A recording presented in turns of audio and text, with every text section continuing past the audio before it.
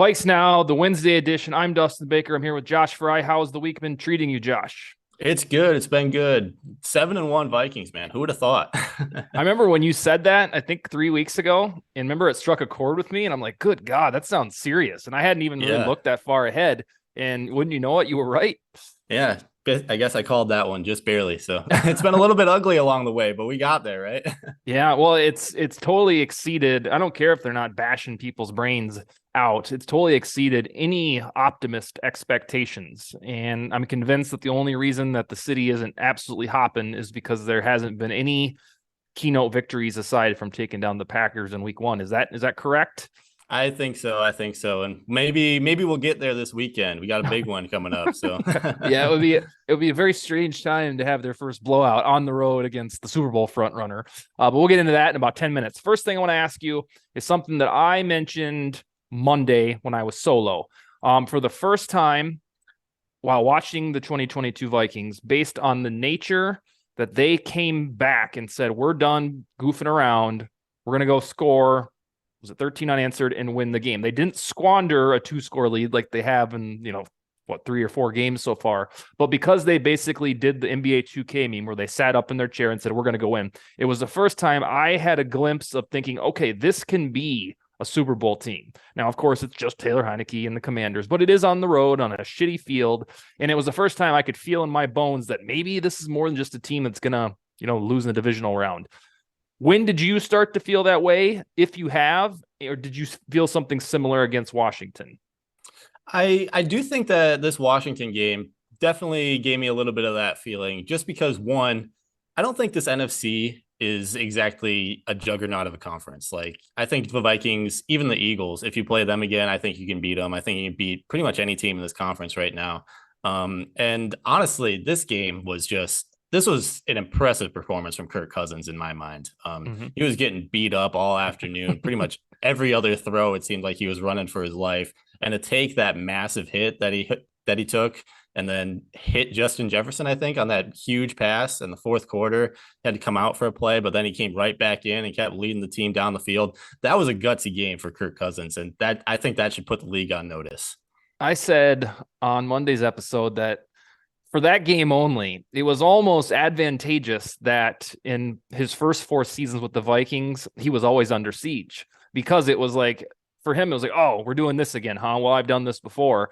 And most times, when you see a quarterback just under complete duress at all times, it's one of those afternoons, kind of like the 49ers playoff game 3 years ago, like when it's like nothing could get going. It was almost a benefit that Cousins has had shitty pass protection from 2018 to 2021 because he's been here before. And when it showed its ugly face against Washington's ferocious defensive line, he was like, oh, I've done this.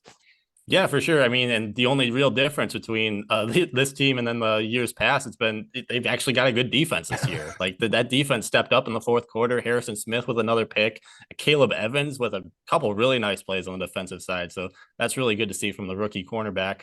And yeah, overall, this team, the defense steps up when it needs to. Like there are times when it doesn't play super well, but fourth quarter, that crunch time when they need them to make a play, they always come through. And this was what I considered the first really good defensive performance. It wasn't bend, don't break, as has been the case for the previous 7 games. This was just flat out a good defense. Now it's caveated by the Commanders and Heineke, and their best weapon is Terry McLaurin, and that's pretty much it, aside from the up-and-coming running back. So I know that there is some context there. But yeah, I want to reiterate, I don't know if it'll continue, but this was an absolutely good Vikings defense, not just they rise up when they need to. To me, it felt like it's the first time that we've seen a Zimmerish defense since 2019.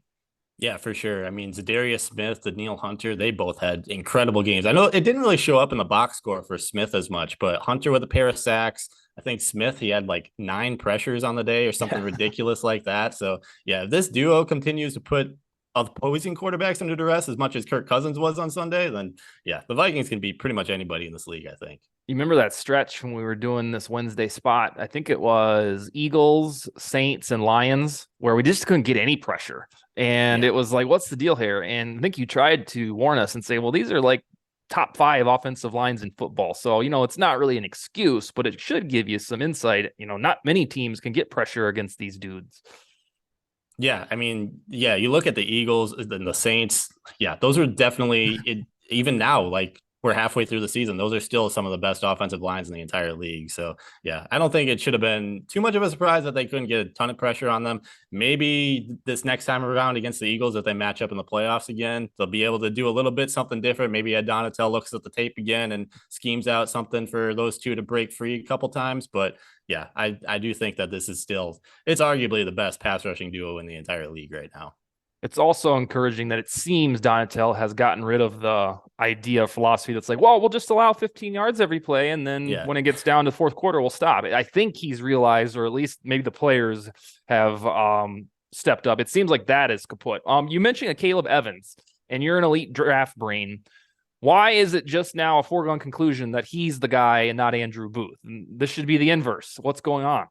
Yeah, I think part of it probably has to do with Booth's injury early in the year. He's still just getting up to speed, and in the middle of the season, it's going to be tough to get any rookie up to speed with a defense. I mean, you've got practice, but even then, you're Yeah. practicing for real, like what 2 times a week, and then you're just resting pretty much, doing some walkthroughs. So, getting a guy up to speed in the middle of the year like this is going to be tough to do. Evans has been there all season, and coming out of the draft, like he was one of the guys, like if you look at the entire class, this entire like the middle rounds of this draft has been just incredible at the cornerback position. Pretty much every single team has got a rookie corner that you can say, wow, they're actually contributing to this Mm-hmm. defense.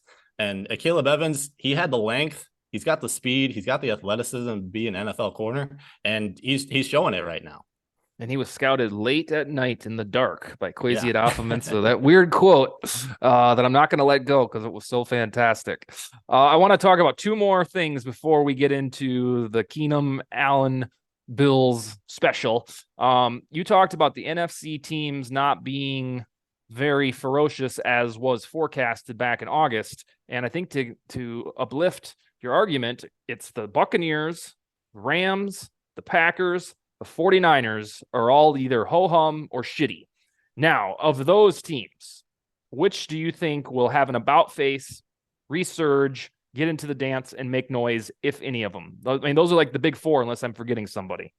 Yeah, I do think. Well, obviously, you can never count out Tom Brady, so Mm-hmm. I'm always gonna have the Buccaneers on my radar. But even then, that offensive line has been atrocious all season. Like, there's a reason that they have not been able to put up too many wins or points on the board. So, I don't know how good they're going to be, especially if they have to go up against Smith and Hunter in a playoff game. Like, that's going to be a tough matchup, regardless of how good Tom Brady is. The team that the only one of those that I'm concerned about probably be the San Francisco 49ers, just because Kyle Shanahan, he's a little bit under the radar sometimes just because they haven't won a Super Bowl yet, but he's been one of the better offensive minds in the entire league. They've got Deebo Samuel. Elijah Mitchell will hopefully come off of IR at some point down the stretch of the season, and he might be a playoff contributor for them as well. So those two teams would be the ones that I'm looking out for moving forward. But again, this Vikings team. They can hang with those teams. Like, Yeah. nobody in the NFC is without weakness right now. So I think that you've kind of hinted that you subscribe to the Packers funeral, and then I think everybody just sort of collectively believes the Rams aren't hungry anymore and therefore probably aren't going to win a Super Bowl. I mean, for God's sake, their coach flirted with retiring, and he's like 33 or whatever, 34. Aaron Donald like wrote up his retirement letter, and even before I didn't have these guys in the playoffs for that reason, because in sports hunger matters, and I don't think these guys have it. So you probably don't want to count out the Packers or Rams, but your stock on them is low, correct? Yeah, especially the Rams. I was holding out on them for most of the season just because they're the Super Bowl champs. You got to give them some respect, and they've still got some really good weapons on the offensive side of the ball, especially Mm-hmm. like there's it's really confusing to me that they haven't really been able to figure that one out yet. So maybe they turn things around, but again, I'm kind of low on them, especially after this week's loss to the Bucks. And then the Packers, oh man, the Aaron Rodgers thing is just he continues to just try to play hero ball and it doesn't work. They don't hand the ball off, 2 interceptions with goal to goal situations. And Yeah, I'm pretty much done with the Packers at this point. Yeah, and Matt, like, if when we kind of said, not we, but if that was started to be whispered 3 weeks ago, it was your diligence to say, well, I don't know, they've done this before. However, now they've lost 5 straight, and that Yeah. would mean for the Vikings not to win the NFC North, the Packers have to go 8-0 while the Vikings go 3-6. And anything less than those two metrics means the Vikings win the division. That's why the magic number is so teensy at 5. And so I think there's this misnomer that the Packers are always capable of turning around, baby. But now it has to be perfection. They have to win 8 in a row against good teams, while the Vikings suddenly just can't play football anymore and finish 3-6. So I'm with the rest of you. I'm always weary about, I don't know, these are the Packers, but that was the mentality and saying you should have had about 3 weeks ago. I think it's panic time for them. Yeah, and I mean, you look at the rest of the schedule, like just this month, they have to play the Cowboys this weekend, and then they have to play the Eagles again at the end of the month. So that's a recipe for disaster right there. Like they could easily end November with at least 8 losses, if not 9, and just be completely out. And last week was supposed to be their easy game. Exactly. Yeah, against the Lions, and it wasn't that they lost it by a whisker and they were fighting valiantly. It's that they weren't good and they lost to the Lions, who only were a 110 team. We know how that feels, Packers faithful, except for the Lions were a 0-win team and the Vikings lost last year. All right, here's the last thing before we talk about the Bills. Now that we're in 7-1 territory and the Bills thrashed the Vikings in week 2, are you realistically eyeing a way to get the number 1 seed? Especially because Josh Allen may not play. This thing could stack to 8-1. Are you content with, all right, this is going to be a 2 seed. Hopefully they get 2 home playoff games. Or do you think there's a pathway for us to start nibbling at home field advantage throughout? I do think there's a pathway, especially like you said, if Josh Allen doesn't play this weekend and it ends up being Case Keenum, you get that win, you go 8-1 into that Cowboys game.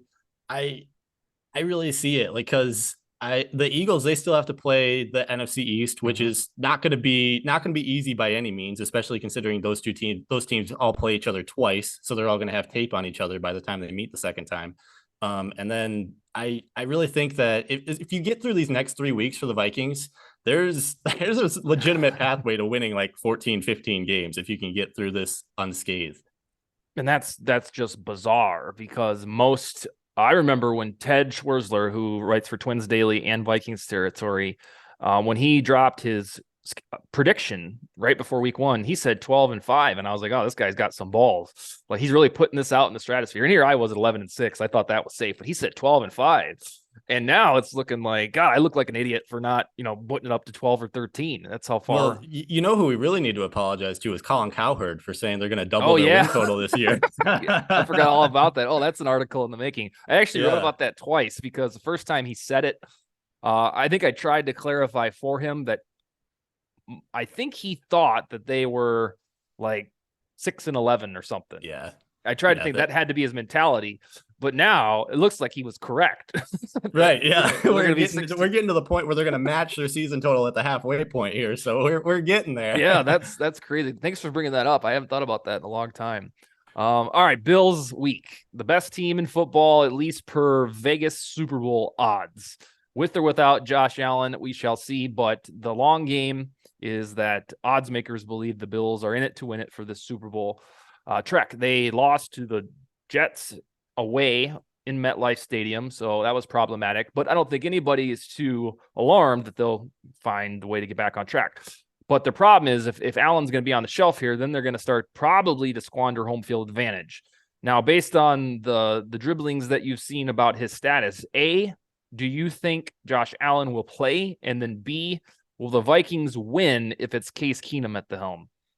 So between the article you wrote about the Pro Football Doc saying that he's probably going to be out, and then he's not at practice on Wednesday, he's got the UCL thing going on, reportedly, according to Ian Rappaport and then Pro Football Doc.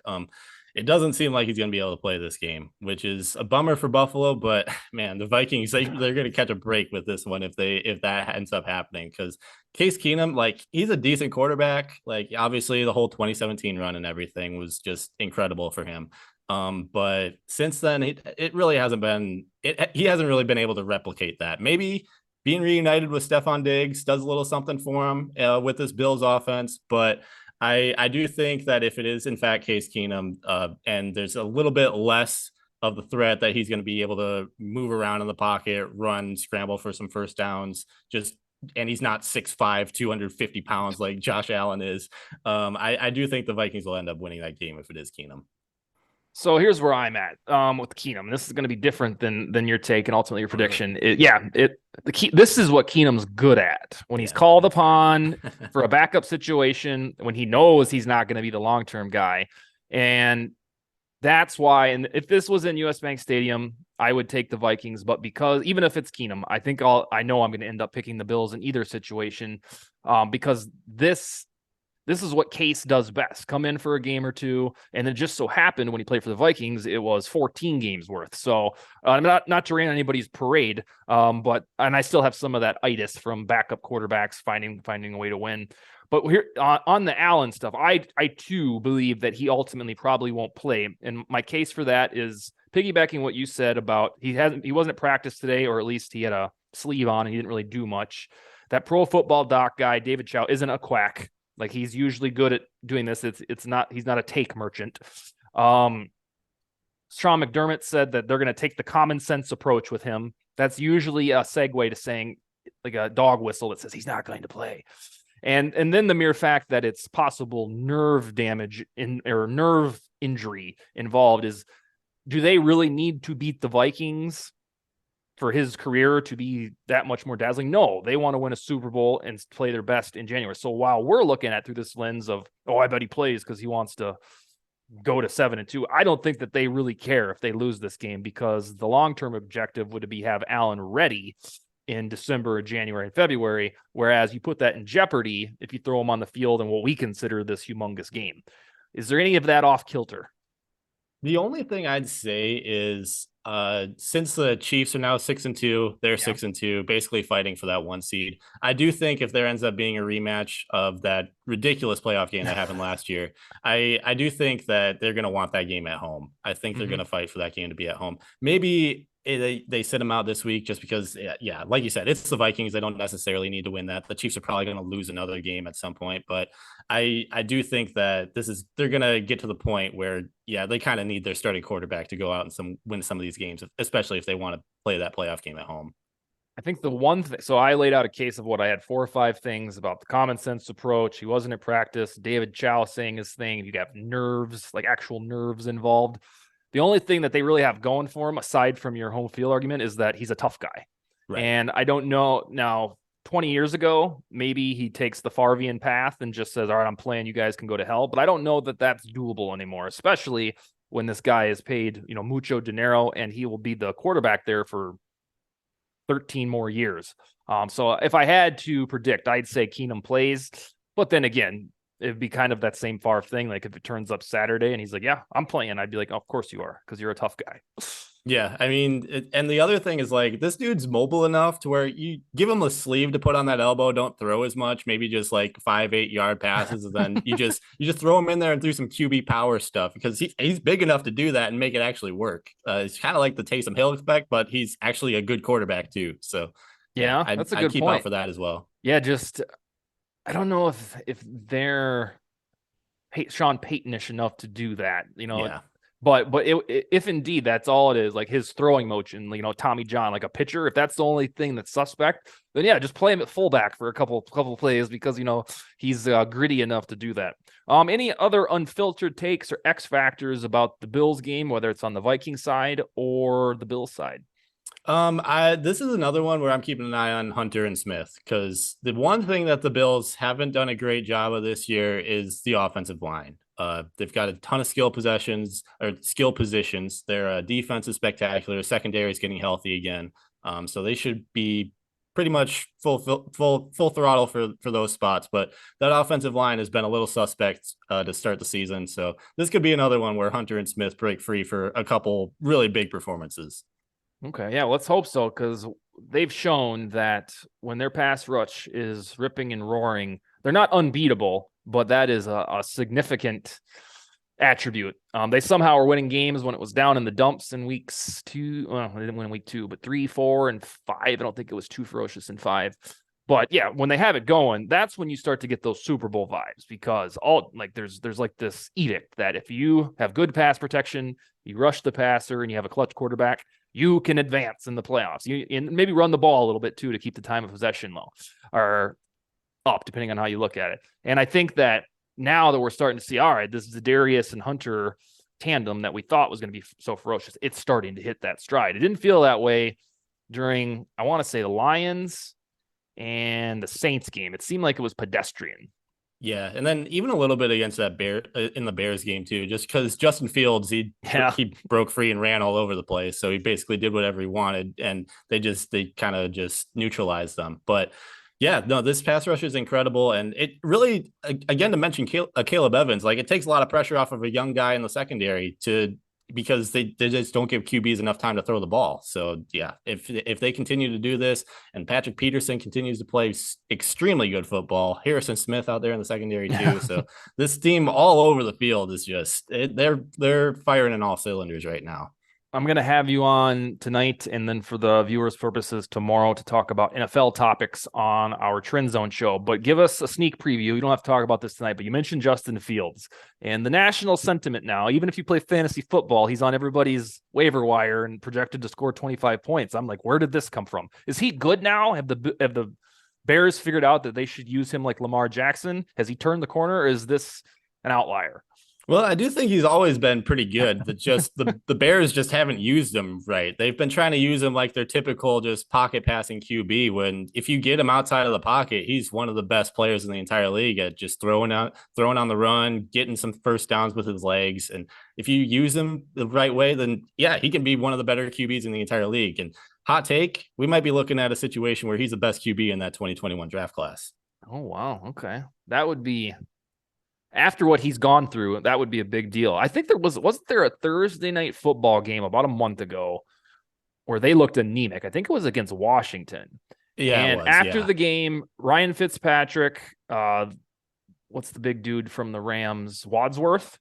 Or wait, no. I think so. Or Wentworth? Wentworth. Yeah. The guy that was like 41 that just retired. And Richard Sherman, they collectively said, the Bears don't know how to use this guy. They're like you said, they're trying to make him Kirk Cousins, and his skill set isn't that. He's like Lamar, and the Ravens have no problem using Lamar like Lamar needs to be used. So it's almost as if they watched that broadcast and were like, oh, well, these guys know what they're talking about, because once they bounce him out and they let him run, like it's not that the Bears are all of a sudden gangbusters, but he looks good.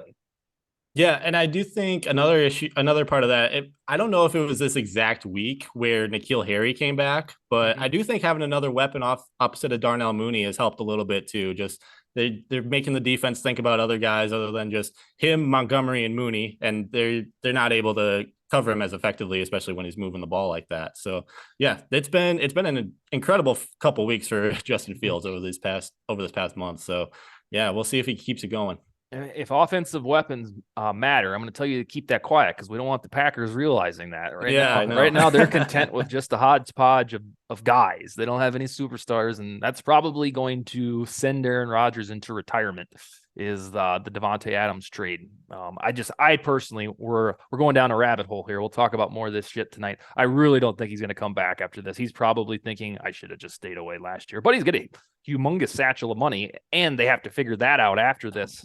Got a $99 million dead cap next season, so that's gonna be a disaster. That's such a 1A to this Vikings 7-1 start, is the financial hell and collapse by the Packers. And I sound like a sadist, and I'm totally fine with it. It's that both of these things are happening in tandem. And if the Vikings were going to be 7-1, I would have expected the Packers to be 6-2, but it's the inverse. So, all right, sir, you'll be back tonight, which for our viewers will be tomorrow, to talk about NFL topics. Do your homework, bring 2 things that stood off the page in week 9 and 2 things that you're looking for in week 10. Do you have any closing arguments, sir? Sorry. That's it. Sounds good, my man. All right. And then the usual, we'll be back together on Wednesday talking about the Vikings and either discussing an 8-1 team or a 7-2 team. That doesn't even sound depressing when you say it like that. 7-2 team, huh? Yeah, no, they'll be at least 3.5 games up in the NFC North. So I guess we'll have to slow down the parade a little bit. Amen. All right, my man. We'll talk to you tonight and next Wednesday. Sounds good. See ya Later.